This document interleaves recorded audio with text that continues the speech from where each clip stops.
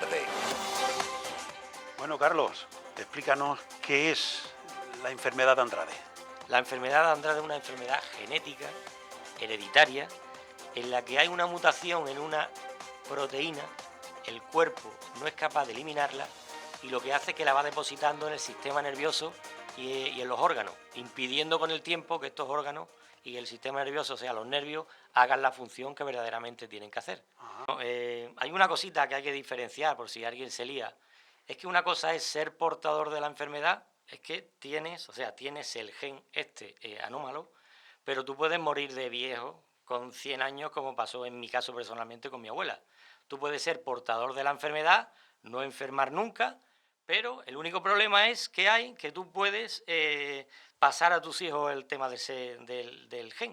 O sea, hay mucha gente que es portadora en el pueblo, tiene que haber cientos de portadores que no lo saben, la mayoría no se hacen pruebas por miedo, pero sí que es verdad que una cosa es... Y el problema, digamos, que están intentando, que es lo que no saben, por qué el tema de por qué hay portadores que enferman y portadores que se llevan de portadores toda la vida. Así que lo que quiero es que quede claro. Una cosa es ser portador y otra cosa es que estés enfermo, que te digan los médicos, oye, pues esto estás empezando a enfermar y esto ya no se para.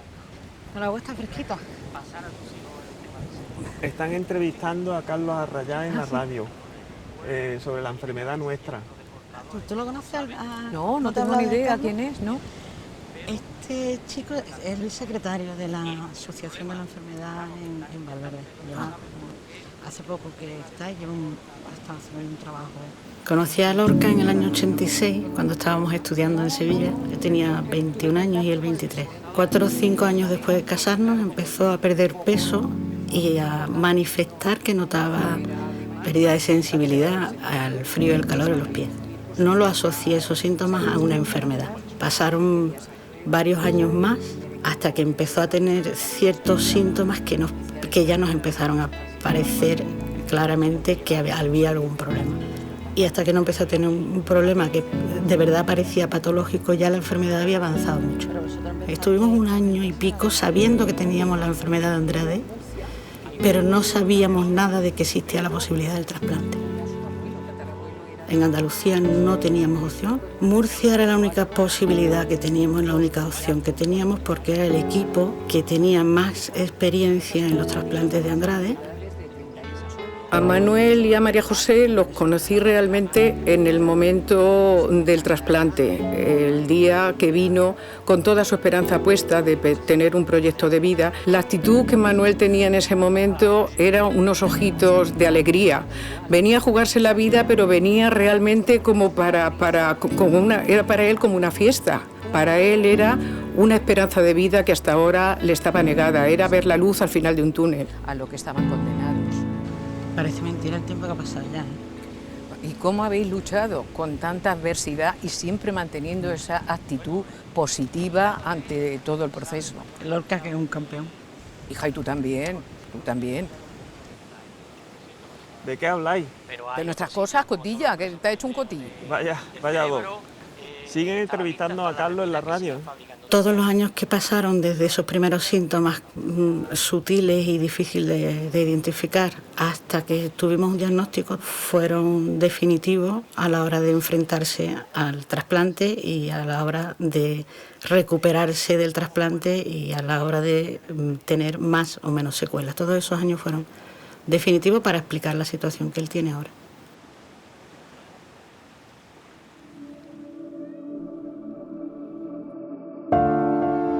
Mi nombre es José Cuesto.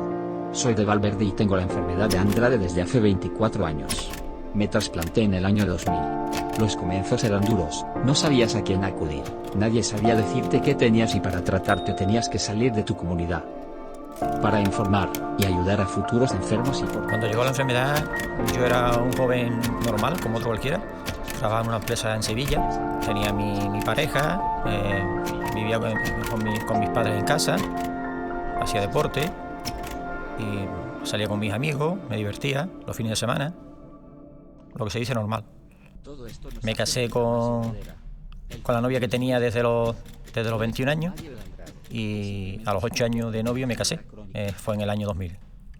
Cuando me entró ya estábamos juntos y luego nos casamos, quizá en el peor momento, porque es cuando tenía la enfermedad sin saber aún el nombre de ella ni sin tratamiento.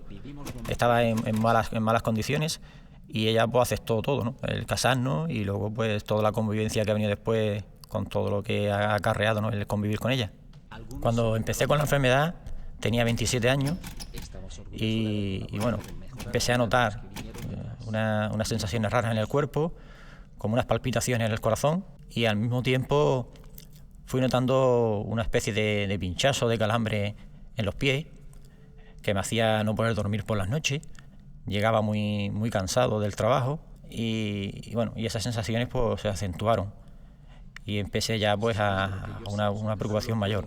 No sabían decirte qué tenías, no sabían dónde mandarte, me hacían pruebas de muchas cosas, pero no encontraban ninguna digamos, solución.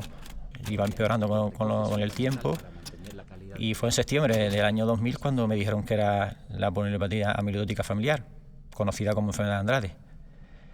Y bien, no fue solo la mala noticia de la enfermedad que tenía, que tampoco era muy consciente de ella, la verdad, sino lo peor fue el tratamiento, ¿no? Que en ese momento el médico pues me dijo que no tenía tratamiento ninguno, que no había solución, y lo único que me dijo fuera pues que acudiese a salud mental y que llevase la enfermedad lo mejor que pudiese. Me quedé bloqueado y luego posteriormente, al cabo de unos meses, me enteré por medio de una familia de Valverde de que había un doctor en Palma de Mallorca, conocido como el doctor Miguel Munar, que daba una solución a la enfermedad. La solución era muy dura, porque era un trasplante hepático, pero que si se cogía a tiempo, pues podía pararme el desarrollo o lo que es el avance de la enfermedad.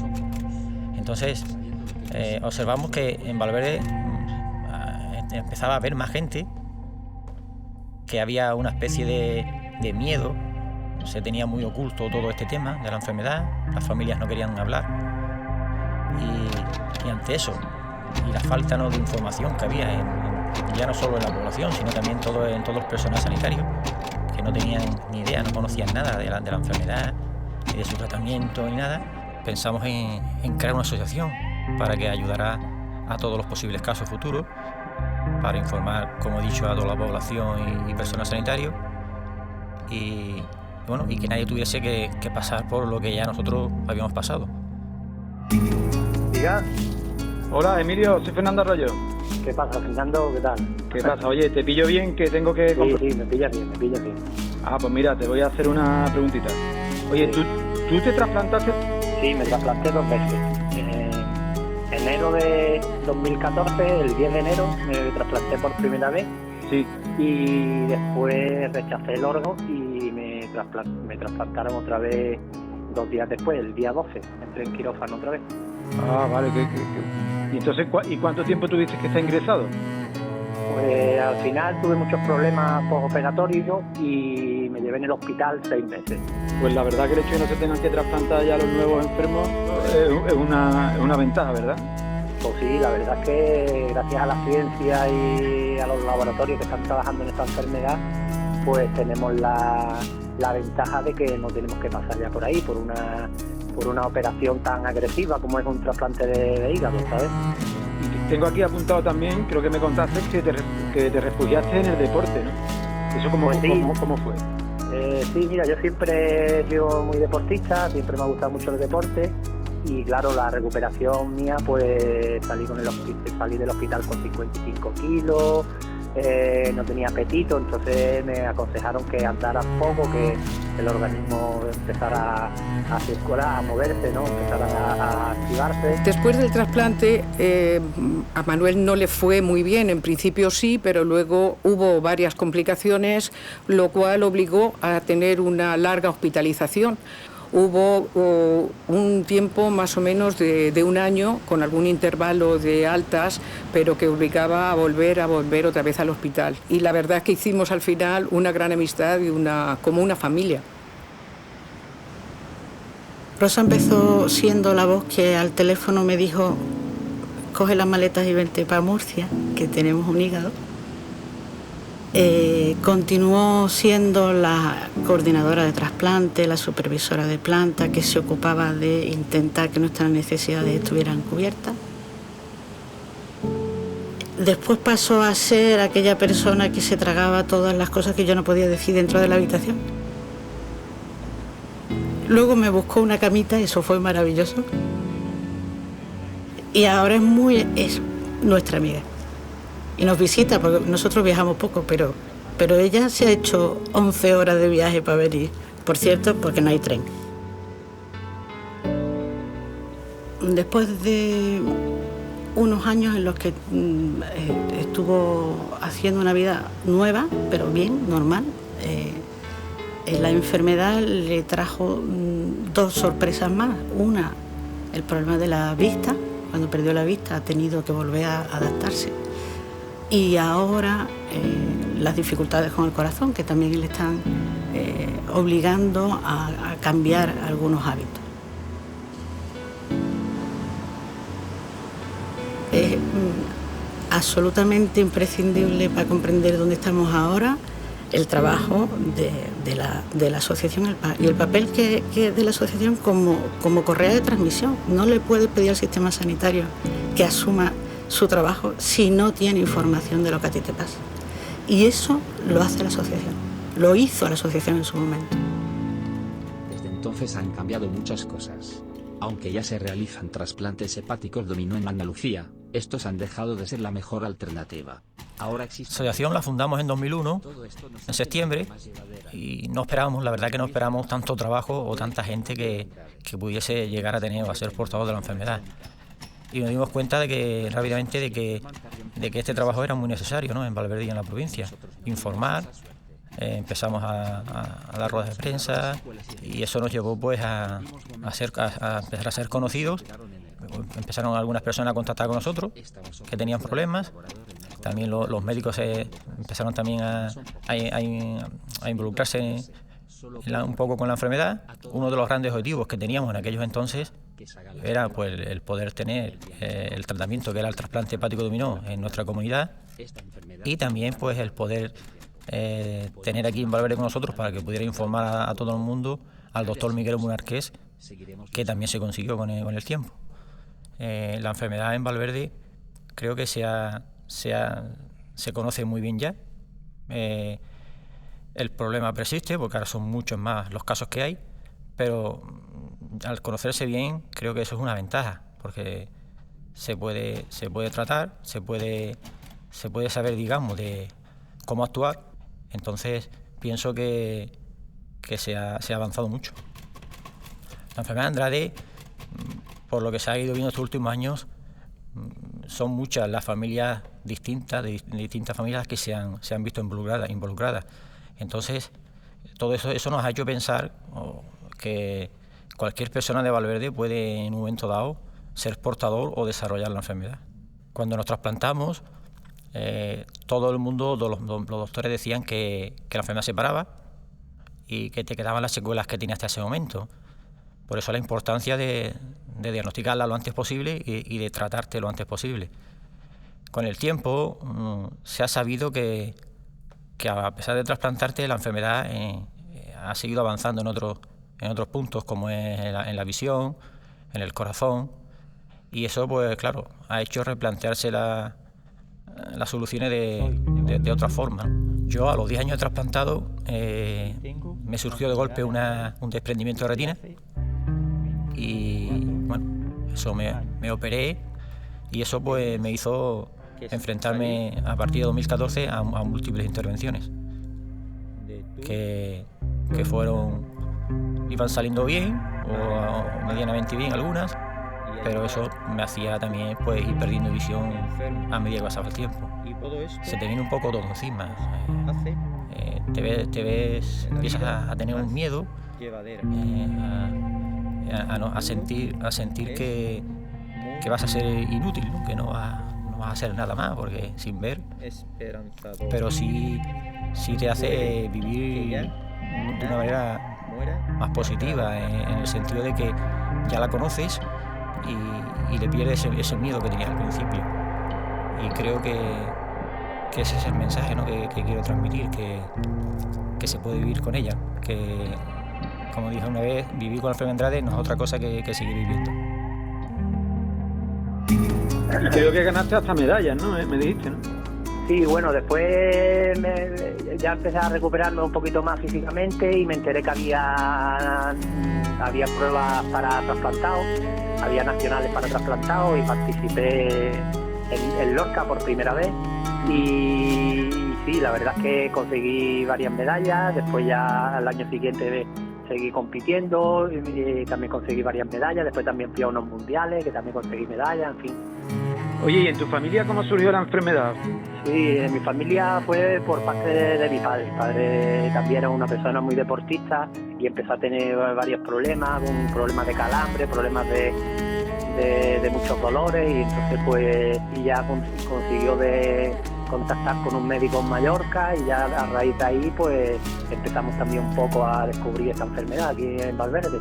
¿Era también el doctor Munar? Exactamente, el doctor Munar, fue el doctor Munar que le hablaron de él y se puso en contacto con él y fue para allá, para Mallorca 2 veces. Lo que pasa es que ya cuando le propusieron el trasplante de hígado a él pues ya tenía todos los órganos tocados y ya estaba muy afectado y no iba a poder soportar un trasplante de hígado, entonces pues yo me acuerdo de que venían aquí a casa, hablaban con él, oye mira, ya mi padre pues sí es verdad que puso a mucha gente en contacto con el doctor Munar y eso después por lo menos vio ahí a él no le valió, pero por lo menos a mucha gente que hemos venido detrás pues, sí, pues podemos disfrutar de un diagnóstico precoz y podemos disfrutar de tener un poco de calidad de vida. Bueno, pues te dejo, que supongo que a lo mejor vas a ir a correr o vas a hacer algo, ¿no? Sí, voy a hacer un poquito de deporte. La verdad es que ahora está el día muy bueno y voy a salir a correr un rato. Vale, Emilio, pues estamos en contacto y muchísimas gracias. Venga, Fernando, a ti, hombre, a ti por todo tu trabajo. Hasta luego.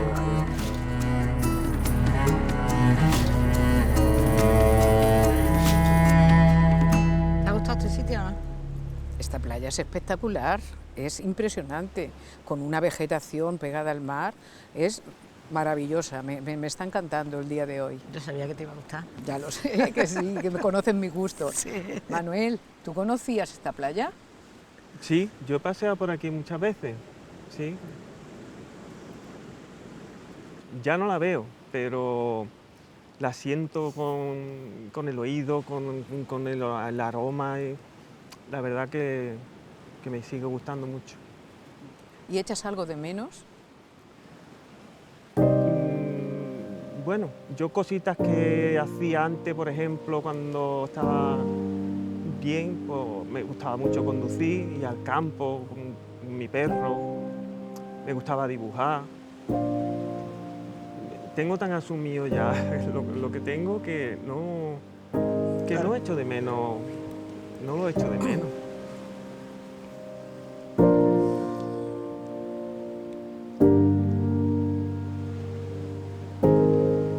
Para conseguir la situación que tenemos ahora, en la que Andalucía asume los trasplantes, ha sido un camino tortuoso, un camino largo. Hay 2 hitos. Uno, una persona, una doctora, que me encontró un día por un pasillo en el hospital de Huelva y se sentó conmigo a que le contara. Y nos adoptó. Hay otro segundo hito y otra segunda persona de la que tiene nombre y apellido, además, que es José Cuesto. Cuando se recuperó el trasplante, inmediatamente puso en marcha la asociación. Con el apoyo de su familia solo al principio y luego más gente, son los que han hecho posible que llegáramos hasta aquí. Hemos hablado antes de los trasplantes, nos has dicho que a partir del trasplante se empiezan a dar algunas soluciones y se ve como un primer tratamiento, pero después del trasplante, ¿cuál es el pronóstico? ¿Cómo sigue avanzando la enfermedad? ¿Cuál es su evolución una vez que se ha producido el trasplante? El hígado es el mayor responsable de la trastirretina porque se fabrica en el hígado en un 98% aproximadamente. Pero hay otros sitios como son los plexos colideos del cerebro, está la vista, está la retina, que siguen fabricando también amiloides. O sea, no solamente es el hígado, que aunque se ha visto que sí es verdad que frena mucho la evolución, pero el cuerpo de por sí sigue fabricando el tema del amiloide y sigue, la enfermedad nunca para, sigue su evolución. Ajá. ¿Cómo fueron las primeras experiencias de trasplantes de enfermos de Andrade aquí en Valverde? Antiguamente lo que pasaba que aquí todavía en Huelva no teníamos constancia. Sí es verdad que en Valverde había un foco, cada vez era más grande, pero al principio, sobre el año 2000, teníamos que irnos a Mallorca. Allí había un especialista, un médico de medicina interna, que era el doctor Munar, y teníamos que irnos de particular por lo privado, y allí sí es verdad que tenía muchos adelantos, nos hacían una serie de pruebas privadas, pero sí es verdad que nos decían, nos diagnosticaban y veníamos de allí diagnosticados. Ellos por aquellos entonces, Mallorca no tenía trasplantes, no sé si hoy día ya los tienen, pero dependían del Hospital de Bellvitge de Barcelona. Con lo cual, los primeros compañeros que fueron propuestos para trasplantes, pues era complicado. Los dos primeros, hubo 2 en Murcia, en el Hospital Virgen de la Risaca, y después la mayoría, que fueron 6, lo hicieron en el Hospital de Bellvitge de Barcelona. Pues fue complicado porque tienes que irte para allá, tienes que irte de alquiler, algunos con la familia, otros solo, porque claro, no es como de aquí a Sevilla, pegas un salto en 1 hora, que tienes que estar allí pendiente y te tenías que ir de alquiler. Sí es verdad que algunos trasplantes se hicieron relativamente pronto, 2, 3 meses, 4, 6, pero otros estuvieron más de 1 año en lista de espera y estuvieron de alquiler en Barcelona, donde no conoces a nadie, donde estás solo, y por ahí pues estuvo, hombre, son momentos complicados, la verdad. En el caso... Es que hay mucho miedo. El tema de las enfermedades, la gente lo que tiene es mucho miedo. Yo he visto gente escondida en el hospital por los alrededores de la consulta. Jo. La asociación está para ayudar a la gente, a los que tengan problemas, a decirles lo que pasa, a estar aquí, a que nos pregunten lo que quieran para ayudarlos. Y yo y muchos compañeros hemos visto gente escondida por los alrededores de la consulta. Uy, he visto allí, estoy yo en la consulta en la misma, y darte a lo mejor un paseo porque estabas aburrido de estar sentado y darte una vuelta por el hospital y los ves escondidos mirando. Yo no, la verdad que nunca lo he comprendido, porque a mí la asociación, cuando yo enfermé y no tenía ni puñetera idea de nada, me solucionó la vida. Claro. Salí de hablar aquella tarde y salí con otra mentalidad. Lo que no sé por qué tienen tanto miedo o por qué se esconden si estamos para ayudarlos. Pero todo el mundo no tiene el mismo ánimo. Esa es la historia, que son enfermedades y dan mucho yuyu, dan mucho... Y es lo mismo de siempre. La gente no se hace la prueba porque tiene miedo, porque es que sí, y si me da. Y si me da. Si no me da, perfecto. Me quedo libre para toda la vida. Pero ¿y si me da? Te quedas siempre con la historia de... O sea, eso es muy relativo, eso es muy personal y cada uno lo gestiona de una forma diferente. Pero que sí es verdad que es por lo mismo, los que nos hacen las pruebas es por miedo. Me enteré de que tenía la enfermedad de Andrade ya confirmado en enero del año 2002. En el año 2000 empiezo a tener síntomas de la enfermedad de Andrade. Hormigueo en las extremidades, pies hasta la altura del gemelo y después empieza en las manos. Esto me ocurrió a la edad de 25 años. Tuve la suerte de encontrarme con una persona de Valverde que ya se había trasplantado, José Cuesto, y fui a verlo. Él me dijo lo que tenía que hacer.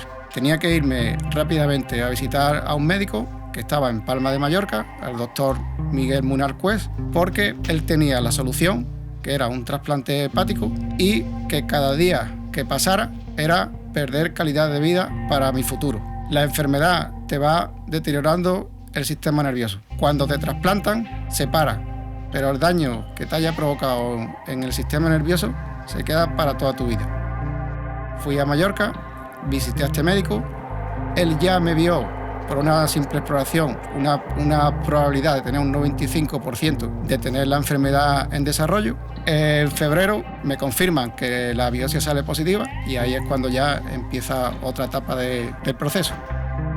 Me operé el día 29 de julio de 2004 en Sevilla.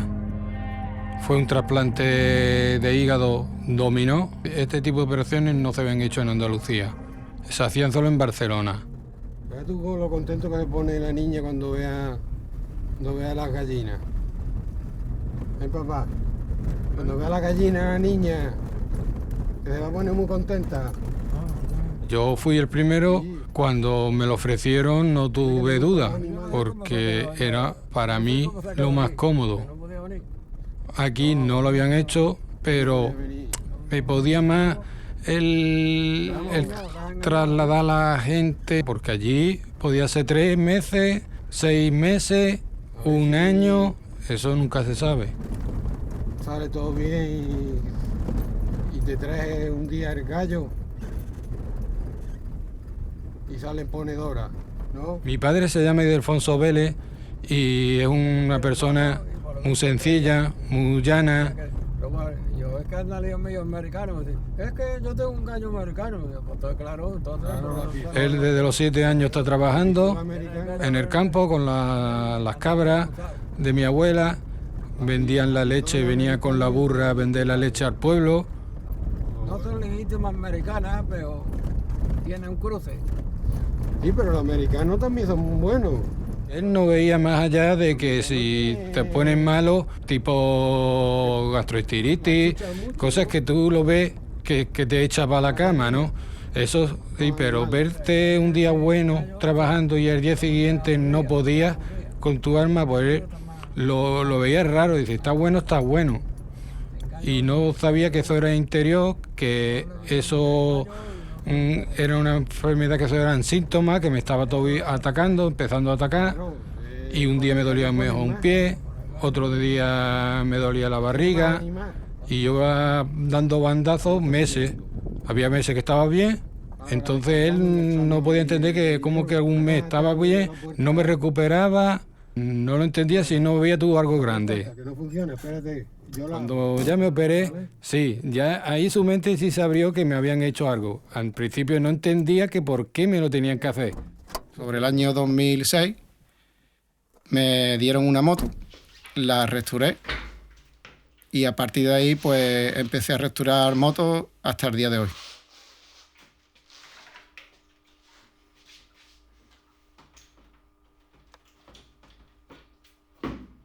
Considero que restaurar una moto es devolverle una segunda vida. Hay una similitud entre la restauración de motos antiguas y los trasplantes hepáticos que se hacen los enfermos de Andrade. A veces no se encuentran las piezas y debemos encontrarlas en una moto donante. Hay personas que son de admiración, y me refiero sobre todo a cirujanos, ¿no? Como una persona puede coger, quitar un órgano, poner otro, coser y que después funcione. Y además, yo con la restauración de las motos puedo decir que hago algo similar, ¿no? Pero es que un cirujano lo tiene mucho más complicado porque el cirujano no puede parar el motor. Es decir, la persona tiene que seguir viva. Un mecánico sí puede parar el motor, desmontar, tirarse una semana pensando, buscando piezas y después lo monta, lo arranca y funciona. Pero un cirujano no se puede permitir eso. Entonces no puede tener un error.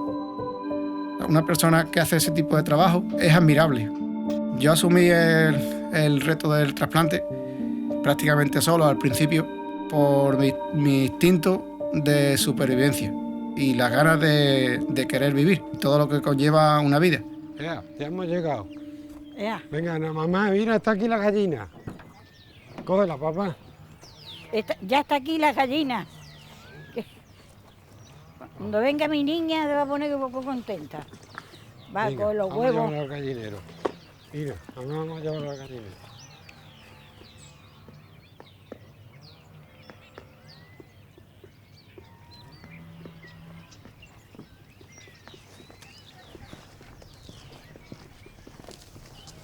Mira, pues acá, no va. Aquí la mami.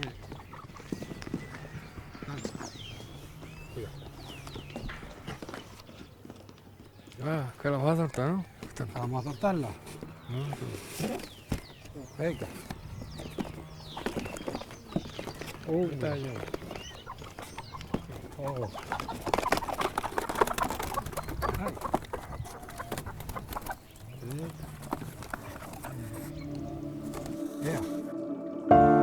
Mi madre se llama Petra, pero le llaman San Pedro. En el carnet pone San Pedro, pero a ella también le gusta que le llamen Petra. Ella, para mí, es la persona más buena que ha puesto... Que si hay un Dios, la persona que ha puesto un Dios en la tierra. Mi madre se crió en el Guijo y también como mi padre a los 7, 8 años ya también estaba haciendo los labores del campo, con la siega, con la casa. Vamos a comer. Chiquillo, ven.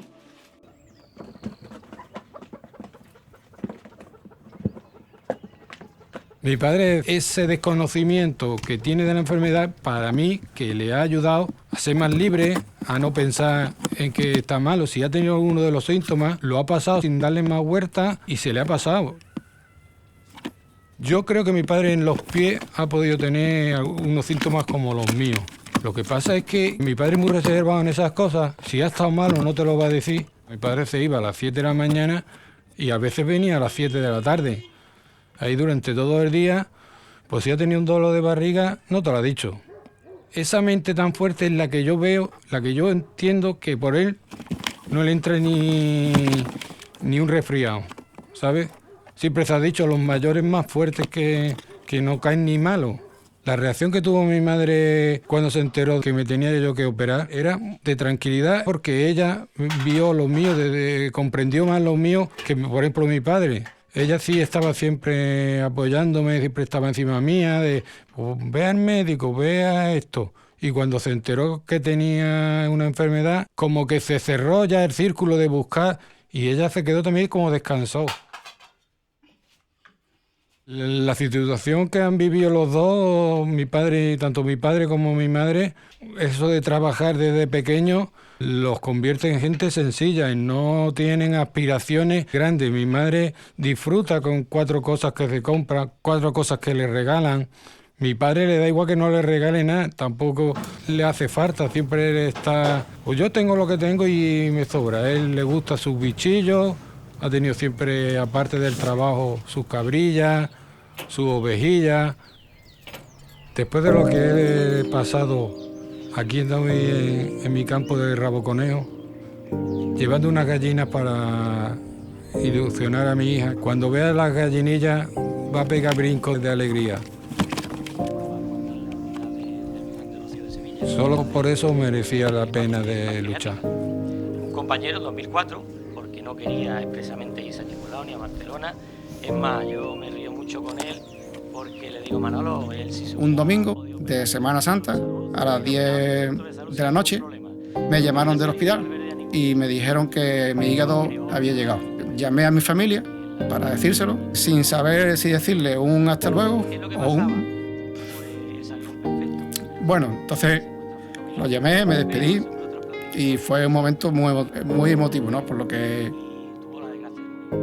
la familia y los amigos juegan un papel primordial en una situación como esta, porque ellos son los que te sacan de los baches en los que caes y te cuesta mucho trabajo salir de ellos. Necesitas cariño, comprensión, a veces con una mirada o con un abrazo es suficiente, pero es un apoyo muy importante. Yo solía ir con mi padre, solía ir a un parque que estaba cerca del piso, tardaba mucho tiempo en llegar y me sentaba en un banco. Entonces veía a la gente pasar con su vida cotidiana, la gente que iba a hacer mandados, personas jóvenes, personas mayores. Mi mente me torturaba porque yo solamente pensaba en que por qué aquellas personas podían caminar perfectamente y podían hacer su vida normal y yo me costaba trabajo dar un paso. Entonces yo sentí en ese periodo que me habían retirado el carnet de vivir. Como cuando retiran el carnet de conducir, yo sentía que había perdido o alguien me había quitado el carnet de vivir. Oye, y en Valverde, ¿sabemos cuáles son los orígenes de esta enfermedad? O dicho de otra manera, ¿sabemos quién fue el primer enfermo de Andrade en Valverde? Eso es muy difícil. O sea, aquí en Valverde han muerto muchísima gente de la enfermedad de Andrade, pero no han muerto diagnosticadas de la enfermedad de Andrade. Antiguamente moría la gente, tú sabes, moría, bueno, pues ha muerto por una cosa mala, pues sabía que estaba malo muchos años y acababa muriendo. Claro. Pero a partir de ahora, de que han tenido herencia y han estado malos y demás, sí tenemos constancia de que todas esas personas habían muerto por la enfermedad de Andrade. no tenemos datos de un caso ni un caso cero, como me has dicho, pero sí es verdad que hubo en el pueblo una persona muy popular, conocida por todos porque tuvo un gimnasio y una farmacia, que fue Federico Domínguez. Esa persona enfermó sobre la década de los 90, creo yo. Lo que pasa es que todavía él no pudo acogerse a ningún tratamiento. Por aquellos entonces sí es verdad que el tema del trasplante estaba casi reciente, pero él estaba ya muy deteriorado y no pudo beneficiarse de ningún tratamiento. Pero sí es verdad que puede que la gente lo recuerde como tal, y aunque haya todavía en el pueblo mucha gente que no sepa de lo que va la enfermedad, aunque parezca mentira, sí es verdad que se puede acordar de Federico, que Federico era uno de los tíos más fuertes que había en el pueblo. Sí, se le conocía como Federico de la farmacia. Pues exactamente.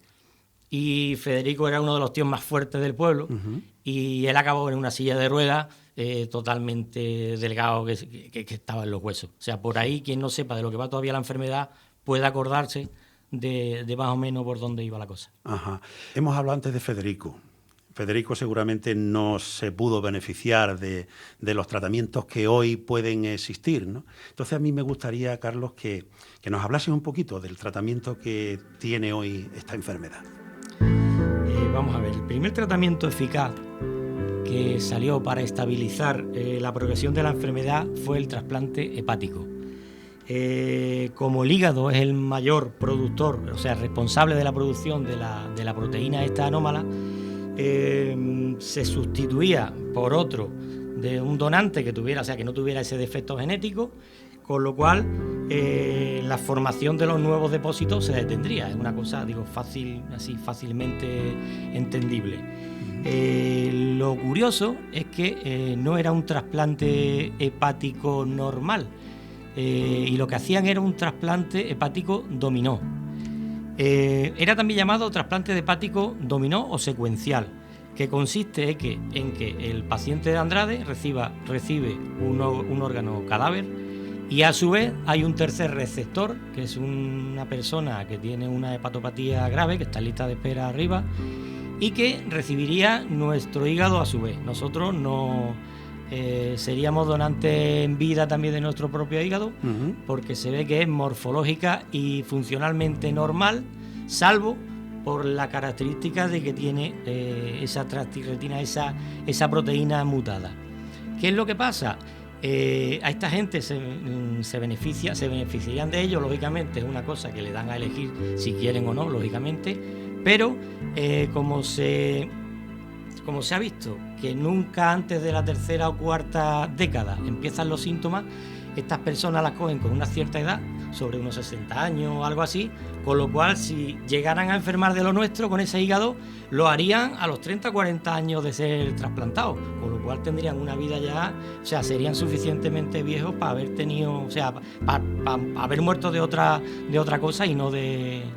Con lo cual, además, no utilizábamos listas de espera ninguna, porque utilizábamos la lista de espera de estas personas que verdaderamente están ahí arriba, los pobres malitos, y es una cosa que ahí suele dar mucho morbo, porque la gente... pero, en fin, es un hecho, y se empezaron a hacer en el año, si no recuerdo mal, en el año 1999, o 2001, por ahí, sobre el año 2000.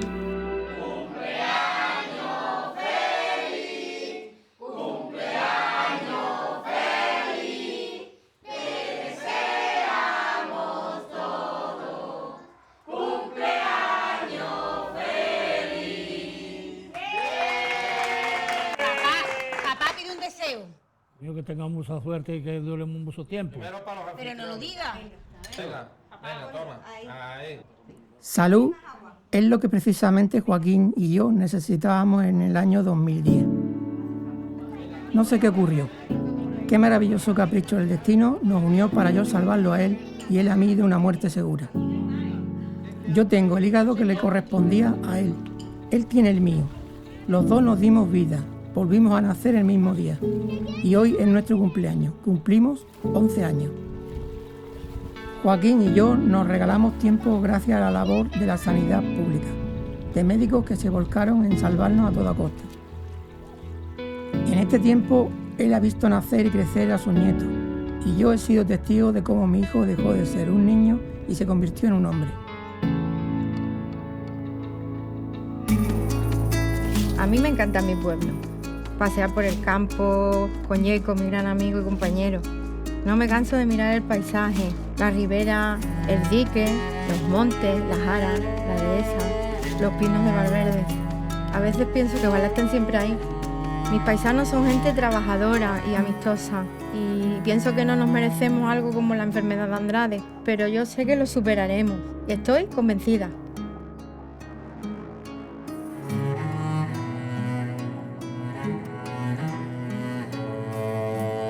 Todos tenemos que luchar por nuestras vidas. Cada uno tenemos nuestros problemas y el mío es este. Hay que mirarlo con optimismo. Pensar que la vida también me ha dado grandes cosas, como por ejemplo mi hijo, que es lo que más quiero y lo que me hace luchar. A mi familia, a mi Yeco, que me dijeron que un trasplantado nunca podría tener un perro y ya ves, es mi mejor compañero. A mis amigas, soy afortunada y pienso serlo siempre.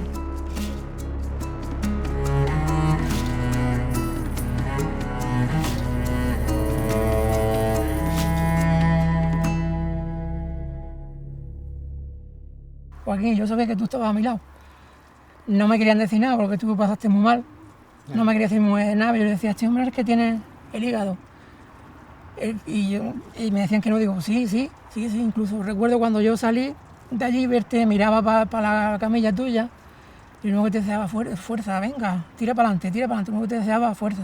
Pero ya una vez que él estuvo consciente, su tema de conversación era, este hombre que tengo al lado es el receptor de mi hígado. Como yo ya y mi suegra y mis cuñadas os habíamos visto y nos habíamos conocido y nos habíais dicho que estaba tan mal, le decíamos, no, Jesús, no te preocupes que no es. Y él nos contaba que le hablaba y él estaba siempre con la misma canción.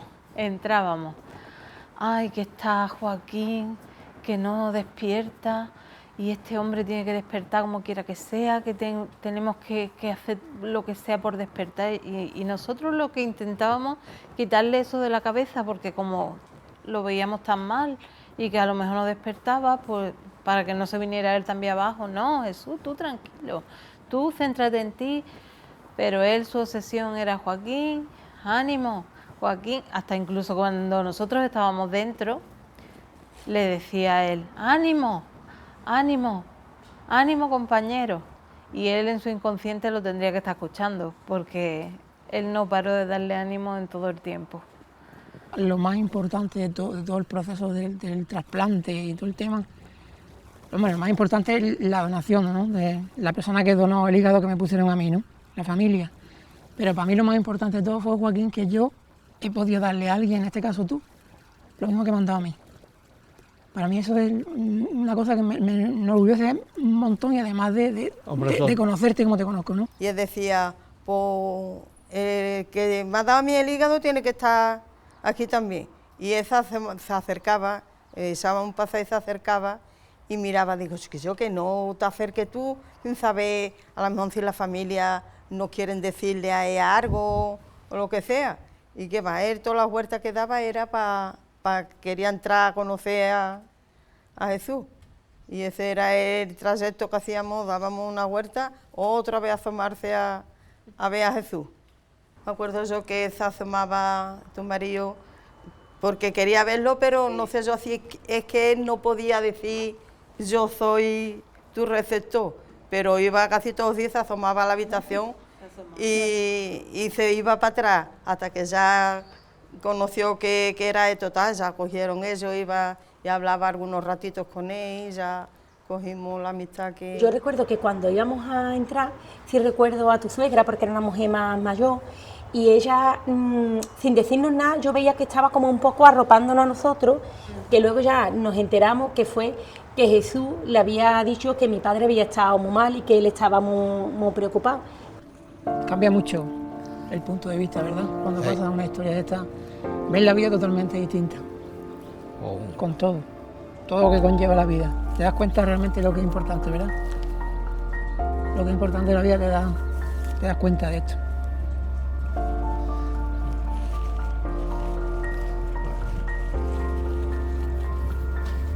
A mí me emociona mucho, Joaquín, cada vez que pienso en el tema porque ya han pasado unos años y parece que no, parece que fue ayer, no se ve tan lejos, una cosa que está ahí siempre presente.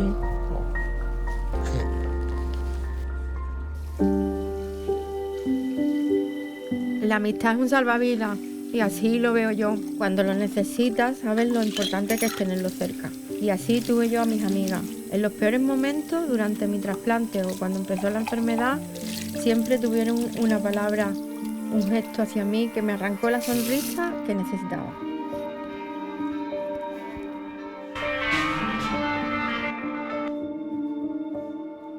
¿Qué pasa, Chachi? ¿Qué pasa ya? ¿Qué pasa, hijo? Pues mira, que es que se me olvidó decirte que al final por la tarde no voy a poder ir, ¿vale? Que voy a ir a los Palacios a comer en casa de Joaquín. ¿Y eso por qué? Pues nada, que vamos, tú sabes, vamos a celebrar el cumpleaños, el cumpleaños número 11, hay que celebrarlo. No, ni nada, hijo. Así que nada, así lo Claro que celebramos. hay que celebrarlo, eso es siempre es bueno celebrarlo, señal que estamos vivos, hijo. Pues Hombre. nada, no te preocupes, yo luego vienen mis amigas a comer y después seguramente me vaya a dar un paseo, me descansaré un ratito y luego me iré con Jacob a dar un paseíto. Así que Vale, no te preocupes. Vale, pues venga, pues entonces ya mañana nos vemos, ¿vale? Ya te cuento. Vale, disfruta, pásalo bien y cuídate, ¿eh? Venga, adiós. Un besito, adiós. Adiós. Yo he vivido cosas con vosotros, que jamás me iba a pensar yo que iba a vivir tantas cosas bonitas con ustedes. Y ahora que estamos aquí comiendo, después ya de 12 años que estoy trasplantada, os quiero dar las gracias por los momentos tan bonitos que he vivido con vosotros, que me habéis hecho llorar, me habéis hecho reír. Bueno. Y la verdad es que os quiero agradecer vuestra amistad por aquellos momentos que, por ejemplo, Morelia, ¿te acuerdas cuando...? Qué rápido, ¿Verdad? pasa el tiempo. Pasan los años volando. Fíjate, yo me acuerdo, estaba en la escuela de mis hijas y cuando yo llego a la escuela, tu Peña me invita a participar con ellas y me dicen que va a haber un día de campo. Y yo digo, pues en una casa, ¿no? Digo, yo voy. Y hablaban mucho de ti, y que estaba recién operada y toda la cosa, ¿no? Cuando yo te digo, yo venía llegando de México y cuando tú llegas al campo y dicen que ha llegado Rosa, y yo digo, la voy a conocer a Rosa, ¿verdad? Porque han hablado mucho de ella. Llega Rosa, contenta, recién operada, ella nos pedía que no nos acercáramos a ella por el tema de seguridad y yo te tengo en la mente con tu cara tan feliz, tan positiva, tan valiente, muy valiente. Y todas emocionadas, estábamos, yo recuerdo, se nos salieron las lágrimas y a ti también. Y nuestros niños estaban muy chiquitos, hace 12 años de esto. Y de verdad, pues desde ahí empecé a conocerte, Rosa.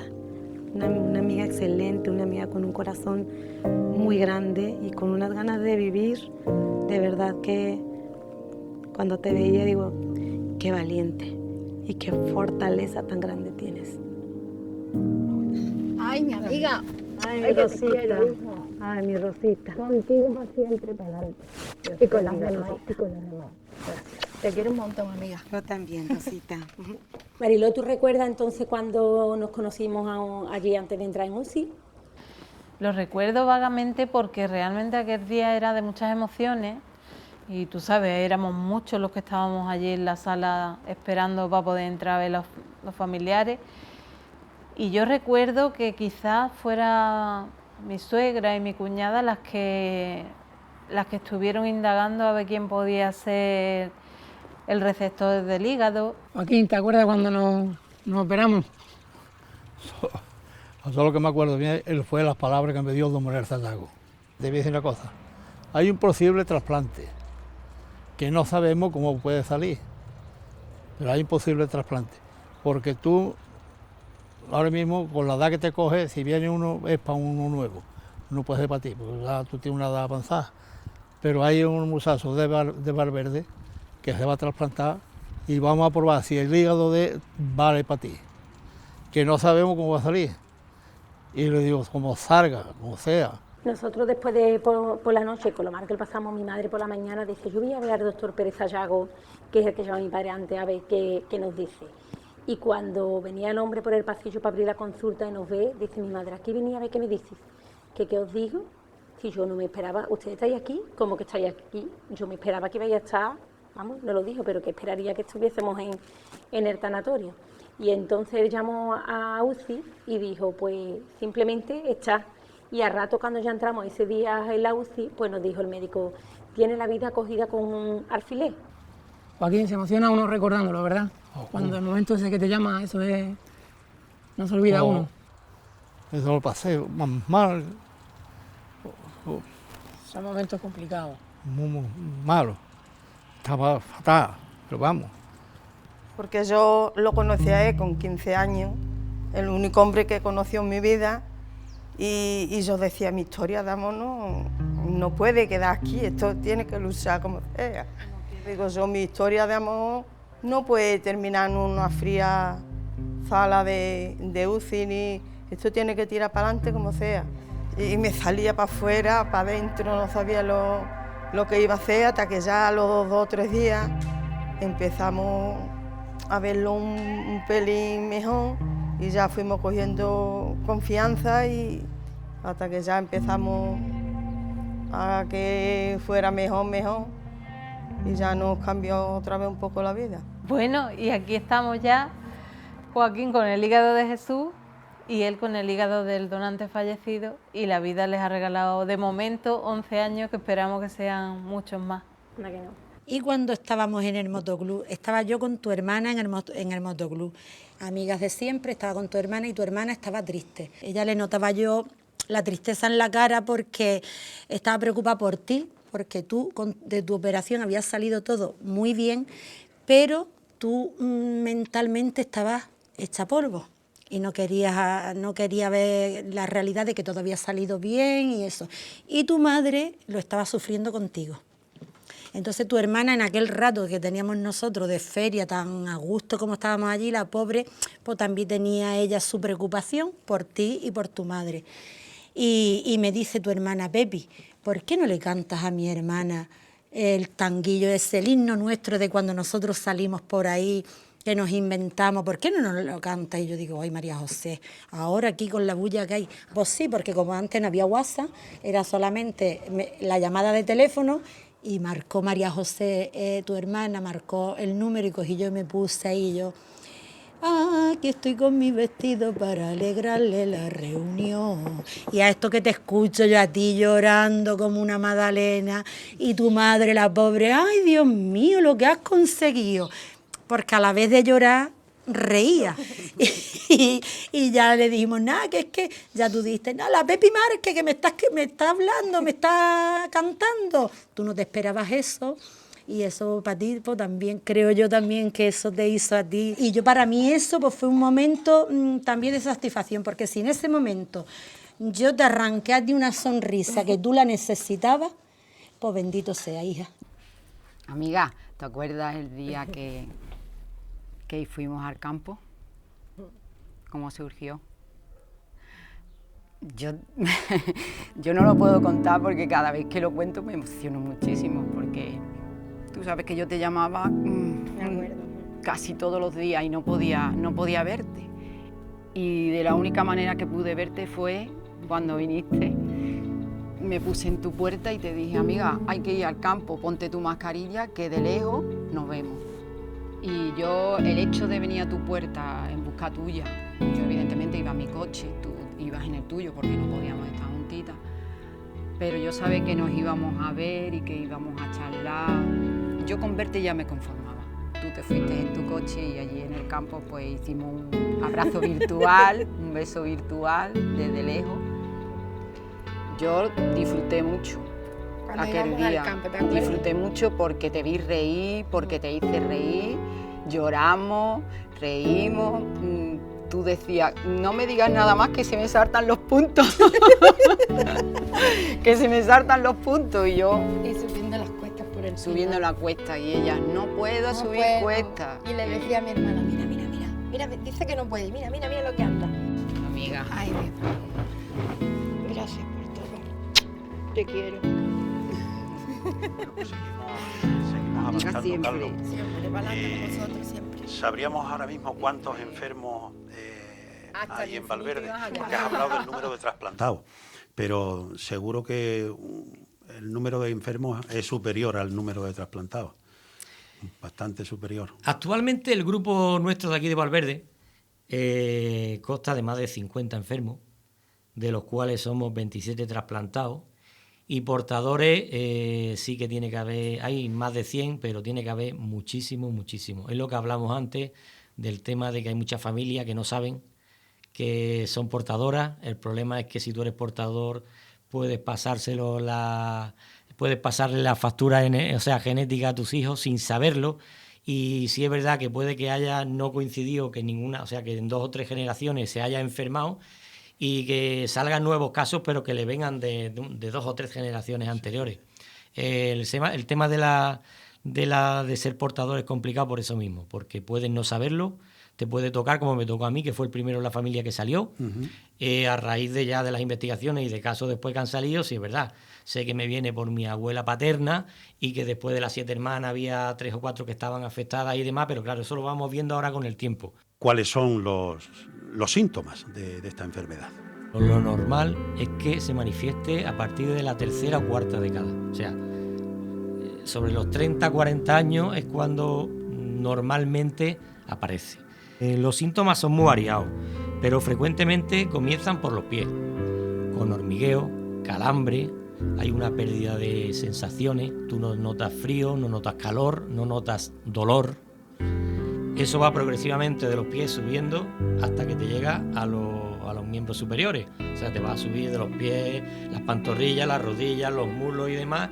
Mientras más va avanzando la enfermedad, más para arriba te va subiendo, hasta que terminas con los mismos problemas, pero pierdes sensibilidad en las manos y demás. Tiene muchas alteraciones, es una enfermedad sistémica, tiene alteraciones en el sistema digestivo, diarrea, estreñimiento, náuseas, vómitos, pérdida de peso, alteraciones cardíacas, y te afecta a todos los órganos, páncreas, riñones, corazón, o sea, a todos los órganos. Sin tratamiento, que hoy día existen ya más de uno, sin tratamiento tiene una esperanza de vida a la enfermedad de entre unos 7 y 10 años. ¿Por qué se le llama la enfermedad de los pies? Antiguamente le llamaban la enfermedad de los pies porque la enfermedad es originaria de Portugal, y en Portugal se descubrieron unos pescadores fuertes que empezaron arrastrando los pies. Después se ve que empezaban a cojear más antiguamente, y después posteriormente dejaban de andar y morían y no sabían por qué. Es por eso, y porque la mayoría de las veces empieza por los pies, los síntomas, fue por aquellos entonces llamada la enfermedad de los pies. Buenos días, soy Álvaro Grajera, soy especialista en análisis clínicos, también formo parte de la unidad multidisciplinar de amiloidosis hereditaria por estrastirretina en el Hospital Universitario Juan Ramón Jiménez de Huelva, y quería contaros, en primer lugar, en qué consiste esta enfermedad. Al tratarse de una enfermedad genética, tiene un patrón de herencia. En este caso se trata de una herencia autosómica dominante, de tal forma que si yo tengo una mutación, mi descendencia tiene una probabilidad o un riesgo del 50% en cada uno de ellos de haber heredado la mutación causante de la enfermedad. No todos los pacientes que tienen la mutación causante de la enfermedad van a desarrollar la enfermedad o síntomas clínicos de lo mismo a lo largo de su vida. Y esto va a depender del área geográfica, de la edad y del sexo. Y también vamos a ver qué ocurre aquí en Valverde del Camino. Bueno, pues aquí la penetrancia también es muy vinculada a la edad y dividida también entre sexos. Podemos ver que tenemos una penetrancia global de la enfermedad a los 70 años de en torno al 50%. Y si dividimos entre hombres y mujeres, los hombres van a tener un fenotipo más agresivo, en el que hasta el 60% de ellos van a expresar síntomas clínicos a edades de 70 años, mientras que si nos referimos a las mujeres no van a llegar a un 40% en esta penetrancia. Si nos vamos a edades más precoces, vemos que esta penetrancia, o sea, pacientes con 30, 40, 50 años que expresan síntomas clínicos, es muchísimo menor.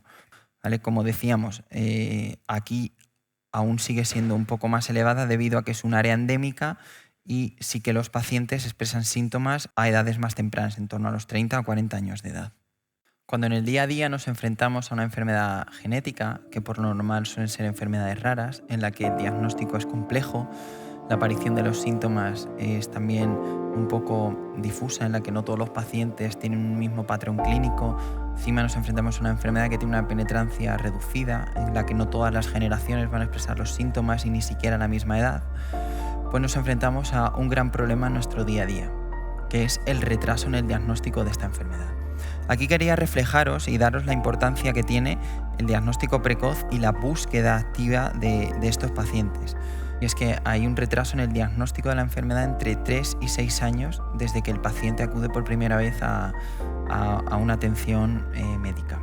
Cuanto más tarde iniciemos el tratamiento, las consecuencias van a ser mayores, no vamos a revertir todo lo que nos gustaría y además va a ser más incapacitante. Por tanto, la calidad de vida de estos pacientes va a ser menor.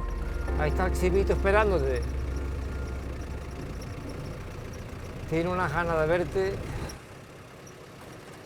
Sí. El chivo. Mira. ¿En la finca al lado hay vacas? Sí, hay 40 vacas en la finca de al lado. ¿Y no había 2 hembras? En la de la izquierda. En la de la izquierda hay 2 hembras. Sí. El pozo ese no estará abierto, ¿no? El pozo sí. ¿Está tapado? No. Después nos vamos a bajar.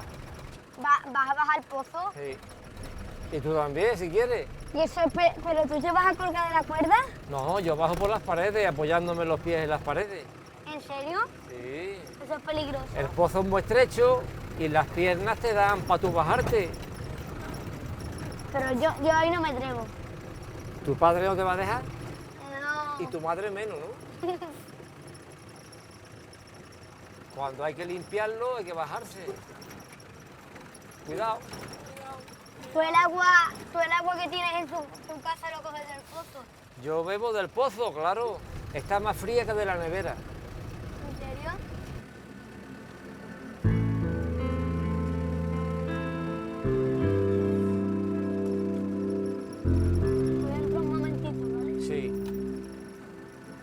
También a nivel de la expresividad, sobre todo en Valverde del Camino, que es un área endémica, podemos encontrar 2 grandes grupos. Pacientes que inicien los síntomas por un inicio temprano, que como hemos dicho es característico de lugares endémicos donde hay mayor incidencia y prevalencia de la enfermedad que en la población general.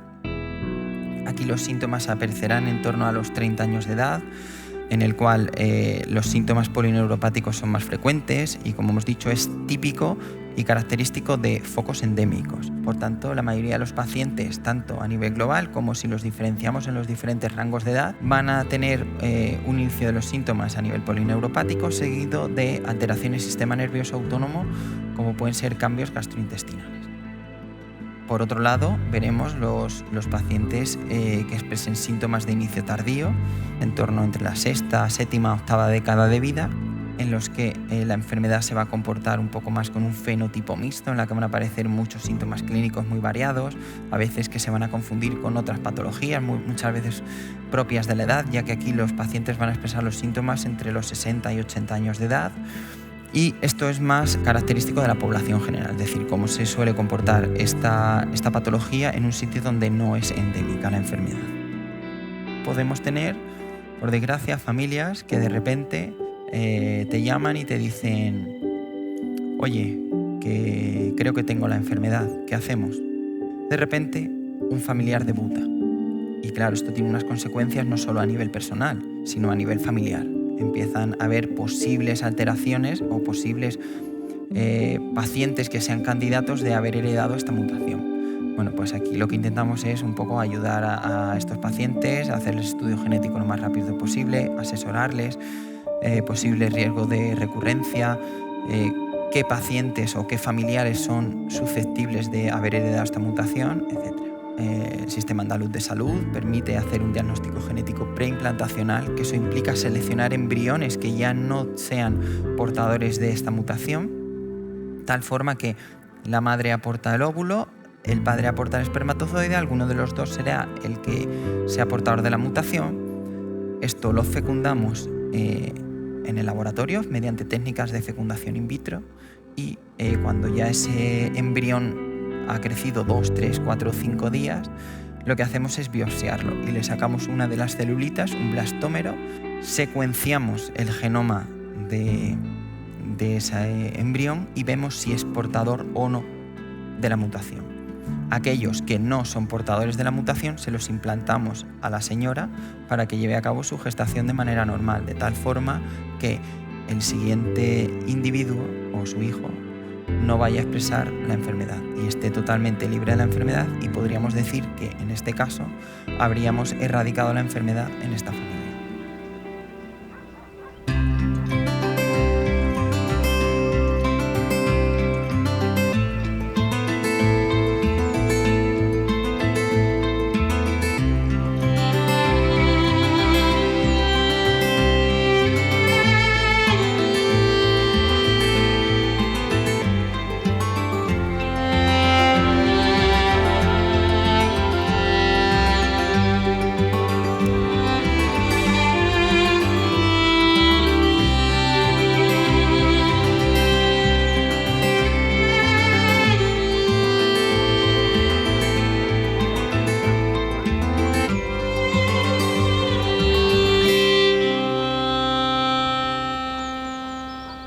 ¿Esto qué es, Manuel?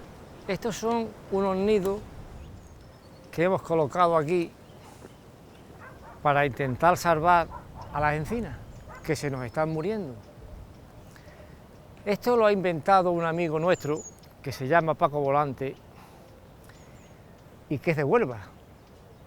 Él quiere que le llamen caja de biodiversidad, pero como tú eres un niño, y para que nos entienda, nosotros le vamos a llamar nido, porque anidan unos pajaritos. ¿Ves el nido? ¿No ves el nido ahí? Sí, pero que no hay ningún pájaro. Claro, porque los pajaritos crían en abril y mayo.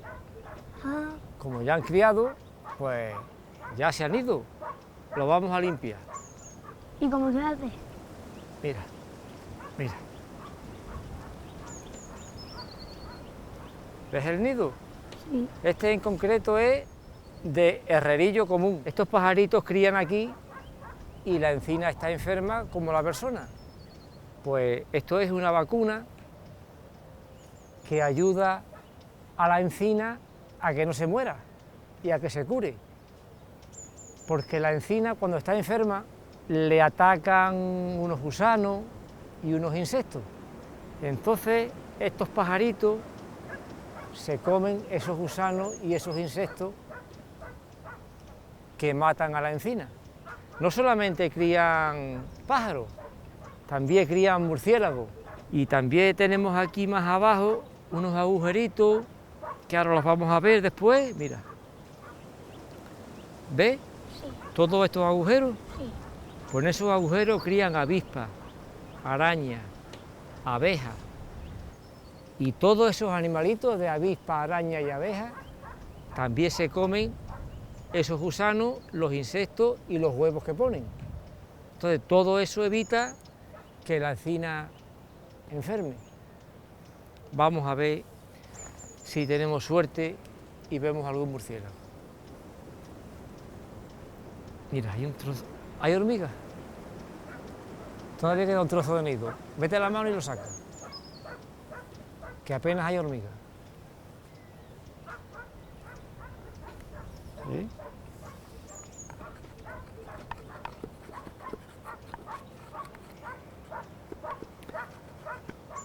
Como se ha ido el producto,